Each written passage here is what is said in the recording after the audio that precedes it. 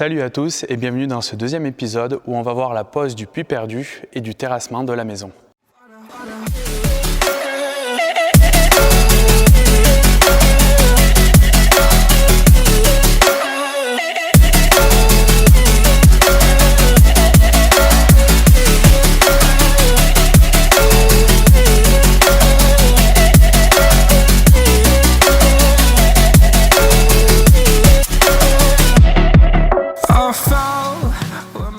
Cette borne délimite mon terrain. Là où se trouve la pelle, c'est le chemin d'accès du champ de mon frère. Et le tas de gravier qui se trouve devant, je vais l'étaler pour lui faire un bel accès.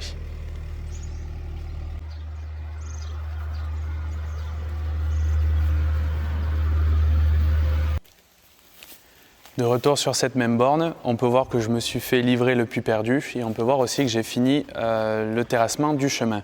Je ne peux pas tout filmer parce que je suis tout seul, donc je vous fais des petites mises à jour juste après. Ce piquet bleu à côté du piquet jaune, c'est un autre point de ma limite de propriété. Et je vous montre l'emplacement du puits perdu que je vais creuser.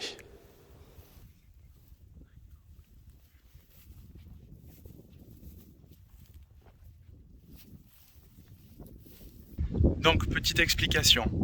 Ça, c'est les buses pré-percées que je vais utiliser pour faire le puits perdu. Elles sont faites exprès, c'est fait pour. Elles font 1 mètre de haut. J'en ai 3 à mettre. Mon puits perdu sur le PLU doit faire 3 mètres cubes. Pour ça, je vais utiliser un niveau laser rotatif qui va m'aider à me donner la profondeur. Et la profondeur, je la connais grâce à ce petit point rose. Alors, où est-ce que vous êtes ? Que le géomètre m'a implanté. Ça, c'est mon niveau 1025, c'est le niveau de la dalle finie.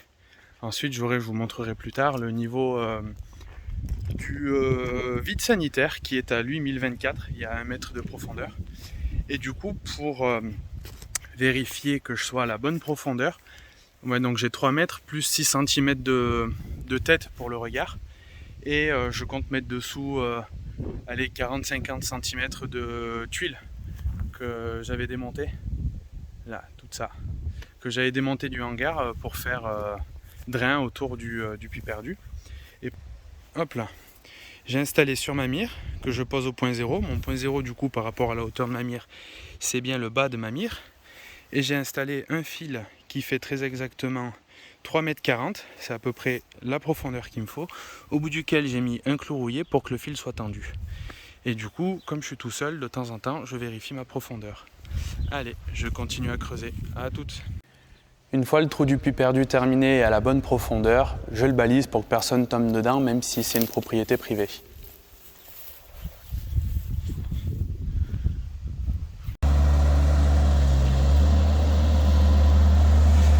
Allez, du coup aujourd'hui on passe à la pose du puits perdu. J'ai raccourci ma ficelle à 3,06 m très exactement, les 3 éléments plus la tête de 6 cm. Et on va passer à la pose du bidim.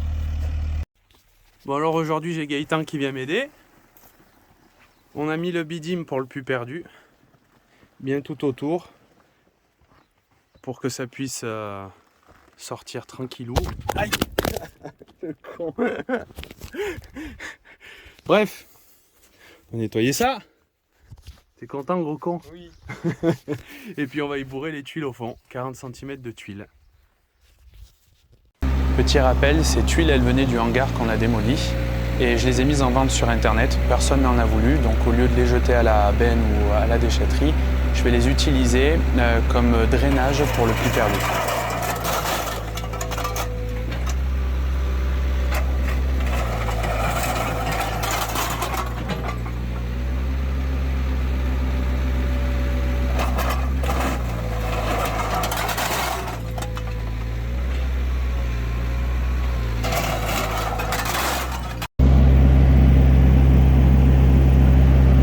Allez, c'est parti.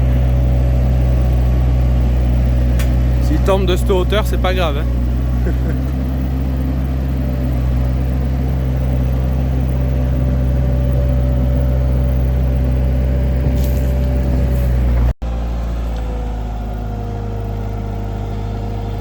Bah, va pas plus loin.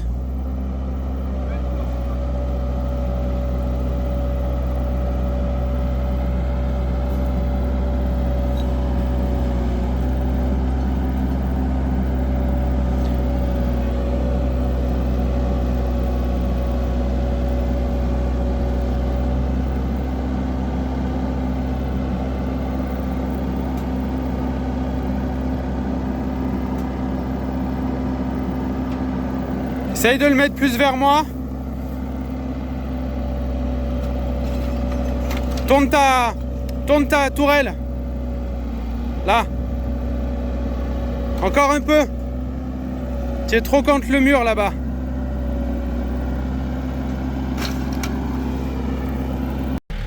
Est-ce que c'est bon pour vous? C'est au 1000.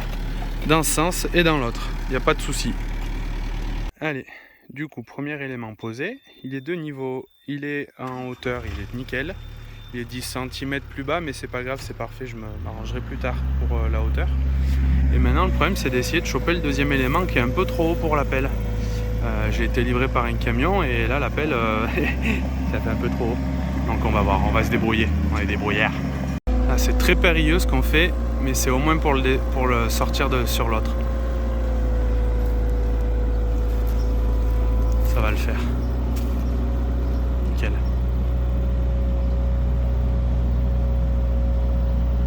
T'es un champion, champion! Alors comme j'ai expliqué, le point 0 c'est celui-là.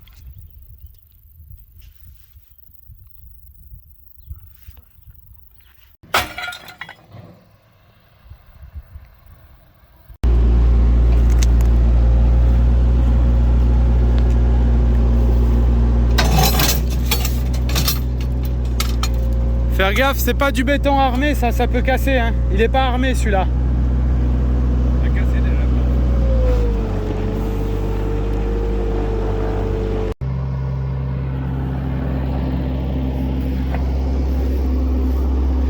Et voilà, le niveau fini.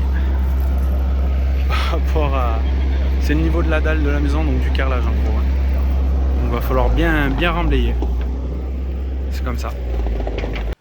Allez, c'est parti, on attaque le terrassement. Et pour savoir à quelle profondeur on doit creuser, j'avais mon point 1025 pour le sol fini. Maintenant, j'ai mon point 1024 que le géomètre m'avait posé. Et je me sers encore une fois de mon niveau laser pour définir le sol fini.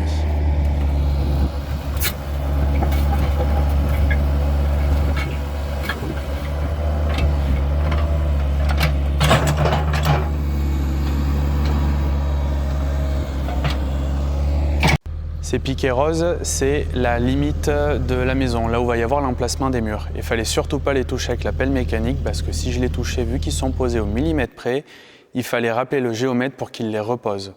Donc il valait mieux y faire attention.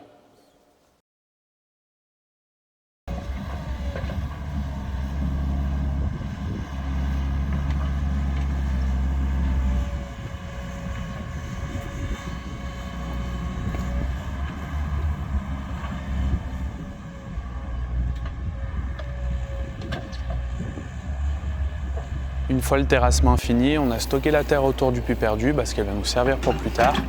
Et on a commencé à creuser la conduite d'eau pour le branchement d'eau de la maison. Si vous voulez, là où j'habite, c'est à nous de faire la tranchée pour le tuyau de branchement. Donc il faut qu'on découvre la conduite d'eau, il faut qu'on creuse la tranchée pour le branchement d'eau et ensuite le service des eaux vient faire la prise en eau et vient poser le tuyau et le compteur dans le regard.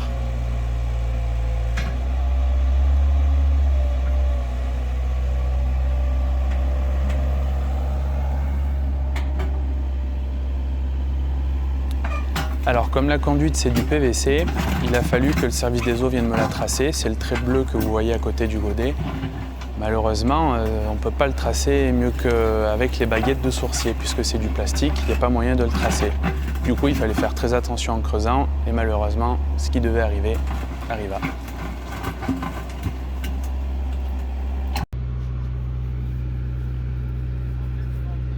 Donc malheureusement, on a attrapé la conduite d'eau avec le godet. Et du coup, il a fallu la réparer, mais au moins, on l'avait trouvée. Du coup, on s'est attaqué aux PTT. Les PTT, on les a enterrés de 42 profond au début. Vous allez voir, il y a un bout de grillage rouge, ce qui veut dire qu'il y a l'électricité pas loin, 40 cm de profond. Ça suffit pour les PTT. Et plus loin, quand le tuyau d'eau et le tuyau de PTT se rejoindront, on creusera à 80 de profond pour être en hors-gel, puisque je suis assez haut en altitude.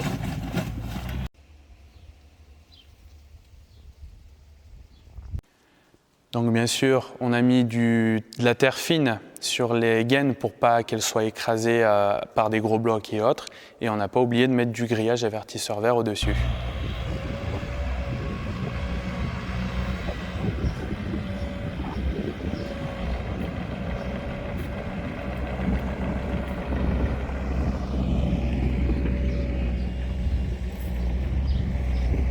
Malheureusement, la pelle mécanique menaçait de tomber en panne. On a dû se dépêcher pour finir, pour reboucher les tranchées et autres, pour ne pas avoir d'accident.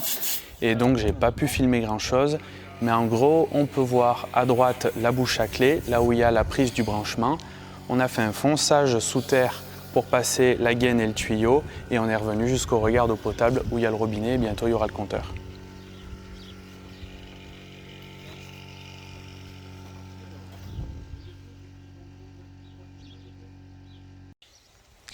J'ai fini par ramener toutes les gaines au niveau du vide sanitaire de la maison. Donc on peut voir la gaine bleue d'eau potable, les 2 gaines vertes de PTT et la gaine rouge pour l'électricité que j'ai dû mettre uniquement au niveau du regard d'eau, là où c'est ma limite de propriété parce que je ne sais pas du tout comment Enedis va me raccorder au réseau. Donc j'ai prévu une attente jusqu'à la maison.